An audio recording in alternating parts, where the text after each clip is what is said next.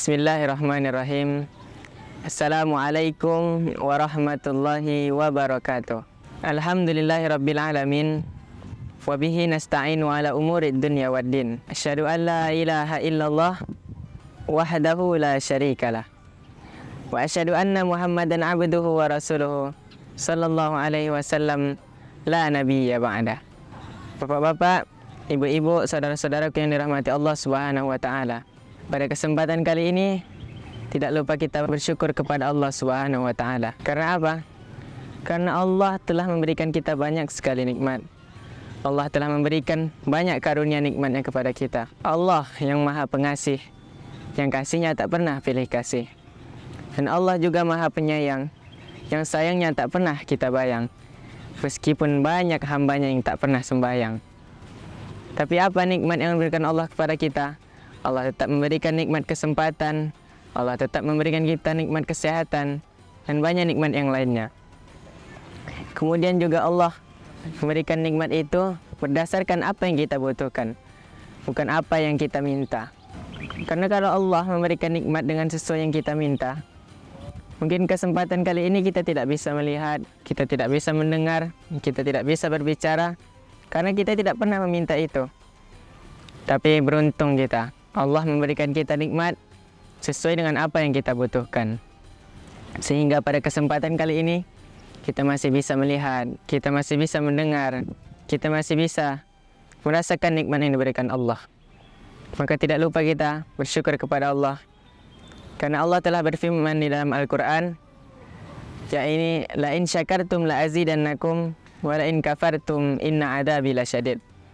Barang siapa yang bersyukur, kata Allah, maka akan aku tambah.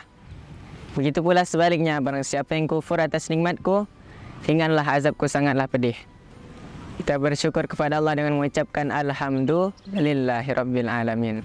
Kemudian tidak lupa kita berselawat kepada sosok baginda Nabi Muhammad sallallahu alaihi wasallam, yang mana beliau ini adalah sosok yang penuh inspirasi. Yang mana baginda Nabi Muhammad adalah sosok yang telah memperjuangkan kita hingga saat ini. Rasulullah sallallahu alaihi wasallam berjuang siang dan malam demi kita. Rasulullah berjuang, pedangnya bersimbah darah demi kita. Agar apa Rasulullah lakukan ini?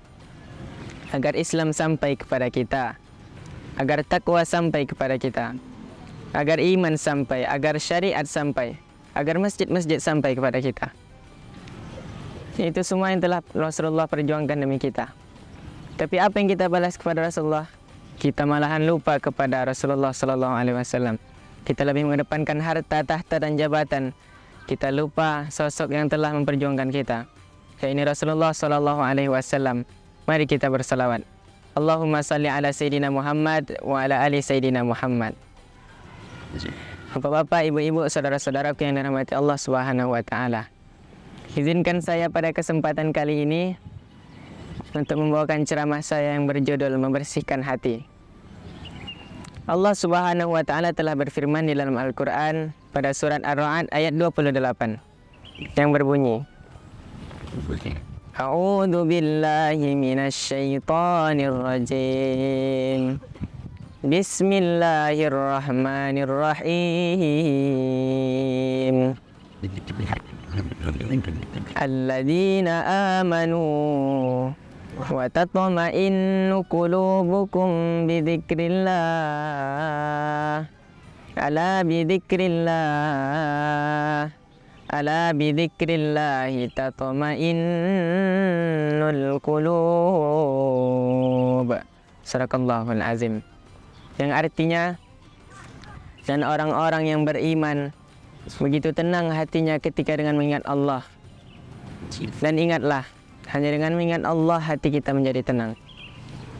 Hadirin yang dirahmati Allah Subhanahu wa taala, pada kesempatan kali ini saya ingin mengajak kepada bapak-bapak, ibu-ibu, saudara-saudaraku, yaitu dengan membersihkan hati. Pada bulan suci Ramadan ini, mari kita berlomba-lomba dalam kebaikan. Kita bersihkan hati kita ini. Dari apa? Dari penyakit-penyakitnya. Banyak sekali obat yang Allah berikan kepada kita untuk menyembuhkan penyakit-penyakit hati ini. Yang pertama ada namanya iri, ada dengki, hasad, ujub, sombong, riya, dan lain-lain. Itu semua yang dapat merusak diri kita. Karena awalnya itu dari hati. Dalam hadis Arba'in An-Nawawi mengatakan bahwa ada segumpal daging, yang mana daging itu apabila baik, maka apapun yang kita kerjakan, apapun yang kita katakan itu adalah yang baik-baik. Begitu pula sebaliknya, apabila segumpal daging itu adalah buruk, maka apapun yang kita kerjakan, yang kita katakan adalah yang buruk-buruk.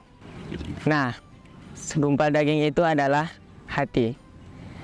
Jadi hati ini harus senantiasa kita bersihkan. Dengan apa? Ala bidzikrillah. Ala bidzikrillahi tatma'innul qulub. Dan ingatlah, dengan mengingat Allah hati menjadi tenang. Kalau kita ingin bersihkan hati, banyak obat-obat yang dapat kita lakukan. Yang pertama ada tilawah Al-Quran, ada berzikir kepada Allah, kita bawa sholat, berwuduk dan lain-lain. Itu yang senantiasa kita tanamkan dalam hati kita, sehingga hati kita menjadi bersih, dan apapun yang kita katakan itu yang baik-baik. Habib Umar bin Hafiz mengatakan bahwa lisanmu adalah gambaran apa yang ada dalam hatimu. Apabila lisan mengeluarkan yang baik-baik, maka begitu pula hatimu adalah yang baik-baik. Tapi kalau lisanmu mengatakan hal-hal yang kotor, yang tidak pantas, maka hatimu juga kotor seperti itu. Pada kesempatan kali ini saya ingin membawakan pelajaran hidup yang dapat kita ambil dari seorang tukang parkir. Di mana pelajaran yang dapat kita ambil adalah tukang parkir ini menanamkan dalam jiwanya yaitu merasa dititipi, bukan merasa memiliki. Meskipun dia memiliki banyak mobil yang mewah-mewah, tapi dia merasa itu yang dititipi kepadanya. Dia tidak merasa itu semua milik dia, karena dia tahu mobil itu akan pergi dengan sendirinya. Dia tidak merasa sedih, karena ketika dia dititipi dia tidak merasa sombong. Dan begitu pula mobil itu pergi, dia pun tidak merasa sedih. Seharusnya itu yang harus kita tanamkan dalam diri kita. Ini kita baru dititipkan sedikit harta, baru kita dititipkan sedikit jabatan, kita udah sombong setinggi-tingginya. Kita udah riak kepada orang lain, sehingga amalan yang kita lakukan itu menjadi sia-sia. Karena kita riak, kita berniat untuk dipuji oleh orang lain. Kita tidak berniat agar dengan jabatan yang kita titipkan ini, agar harta yang dititipkan Allah ini, kita dapat mendekatkan diri kepada Allah. Kita salah dalam niat itu, sehingga yang kita lakukan pun adalah yang buruk. Karena dari penyakit sombong, riya, hasad, ujub, iri, dengki yang tadi juga. Dan banyak contoh-contoh penyakit hati ini. Maka jangan lupa kita untuk membersihkan hati kita. Habib Umar bin Hafiz juga mengatakan, sebagaimana engkau membersihkan penampilanmu agar indah dilihat orang, bersihkan jugalah hatimu agar indah dilihat oleh Allah Subhanahu wa Ta'ala. Dan ingat, dengan mengingat Allah lah hati menjadi tenang. Saudara-saudaraku yang dirahmati Allah Subhanahu wa Ta'ala, mungkin pada kesempatan kali ini hanya ini yang bisa saya sampaikan. Mohon maaf apabila banyak kesalahan yang dalam ucapan, dalam perkataan, dalam perbuatan. Saya akhiri dengan sebuah pantun. Jalan-jalan ke Amsterdam, tidak lupa membeli sepatu. Cukup sekian dan akhir kalam. Assalamualaikum warahmatullahi wabarakatuh.